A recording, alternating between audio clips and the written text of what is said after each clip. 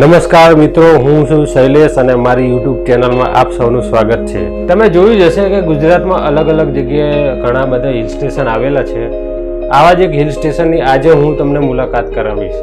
તો ચાલો આવો જઈએ.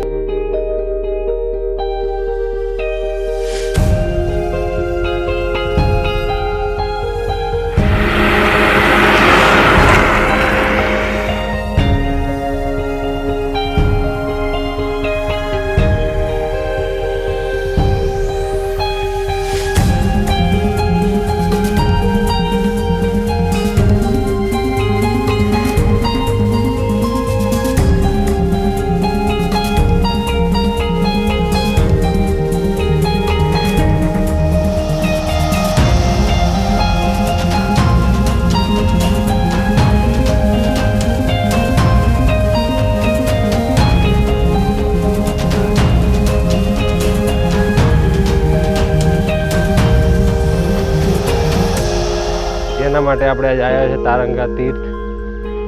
અંદરથી તો હું વિડીયો શૂટ નહીં કરી શકું કારણ કે અલાઉડ નથી.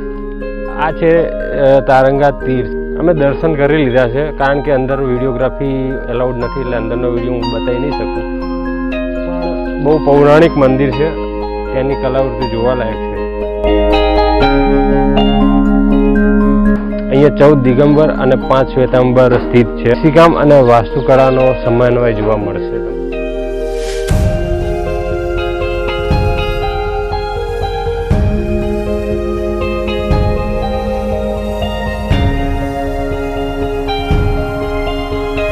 આવો મિત્રો, જો બધી જગ્યાએ આ રીતના બોર્ડ મારેલા છે, સિદ્ધ શિલા જાને કા રાસ્તા. તમે અહીંથી આવશો તો તમને એવું લાગશે કે અહીંથી તો જવાશે.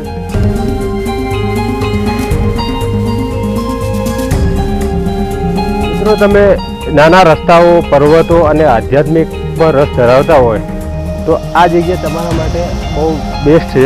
અને આમાં ટ્રેકિંગની બી તમારે એન્જોય થઈ જાય.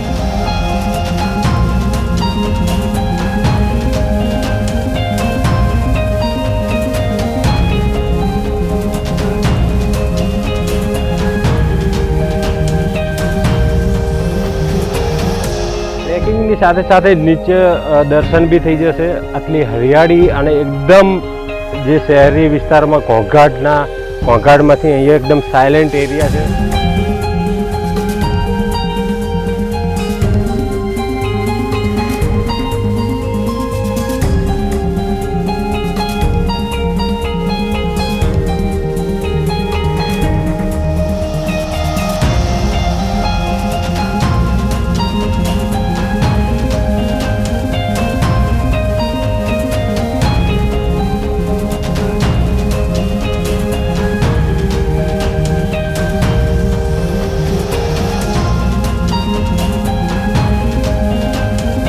તો અહીંયા જોશો તો તમે વર્ણકેવલી ગુફા, ચરણ પાદુકા અહીંયાથી તમે જોશો તો નીચે નમીને અંદર જવું પડશે.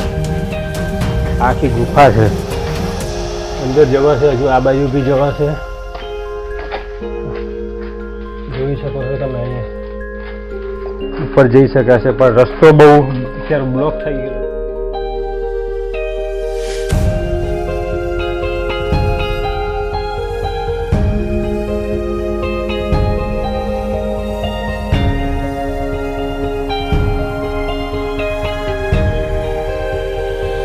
દોસ્તો, અમે ટેકરી ઉપર આવી ગયા છીએ. શ્રી 1008 મલ્લીનાથ ભગવાનનું મંદિર છે.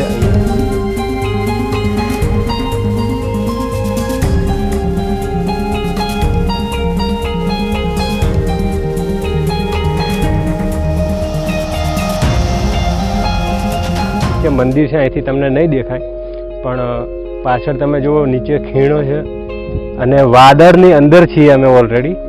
અને હમણાં મેં તમને ડ્રોન વ્યૂ દેખાડશું કે એમાં ચારે બાજુ ડ્રોન બી વાદળની અંદર રહે છે, એટલા માટે તમને પ્રોપર વ્યૂ નથી દેખાતા. કારણ કે ચારે બાજુ વાદળ છે અને બહુ ઠંડુ વાતાવરણ છે અને બિલકુલ ઘોંઘાટ નથી.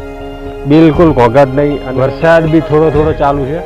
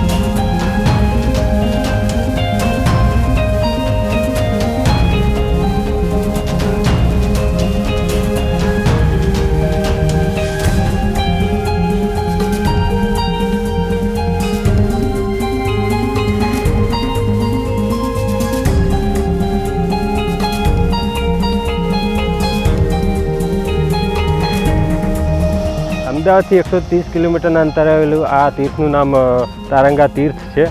અને અહીંયા ચોમાસામાં પ્રકૃતિ સોળે કલાએ ખીલી ઉઠે છે કે તમે ચારે બાજુ હરિયાળી જોવા મળશે. અને પાછળ તમે જુઓ કે અહીંયા કશું જ દેખાતું નથી. તમને એવું લાગશે કે હું કુદરતના ખોળામાં બેઠો છું. તારંગા તીર્થ ચોમાસામાં બહુ સોળે કલાએ ખીલી ઉઠે છે. તમે જોશો તો પાછળ તમને કંઈ નહીં દેખાય. ત્યાં અમે મંદિરમાં દર્શન કર્યા હમણાં. એ મંદિર તમને થોડું ઘણું દેખાશે કદાચ.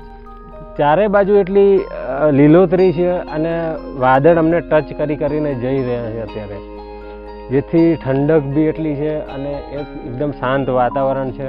અહીંયા ભોજનશાળા બી છે. તમને જમવાનું, સવારનો નાસ્તો અમે ત્યાં જ કર્યો છે અને જમવાનું બી ત્યાં જ છે. ભોજનશાળામાં બહુ સરસ જમવાનું છે. ચોમાસામાં તો તમને બહુ મજા આવશે. ફેમિલી સાથે વન ડે પિકનિક માટે બહુ સારું એવું પ્લેસ કહી શકાય. શહેરી વિસ્તારથી દૂર આવા રમણીય હિલ સ્ટેશન અમદાવાદથી આટલું નજીકમાં નજીક લગભગ આ જ હશે.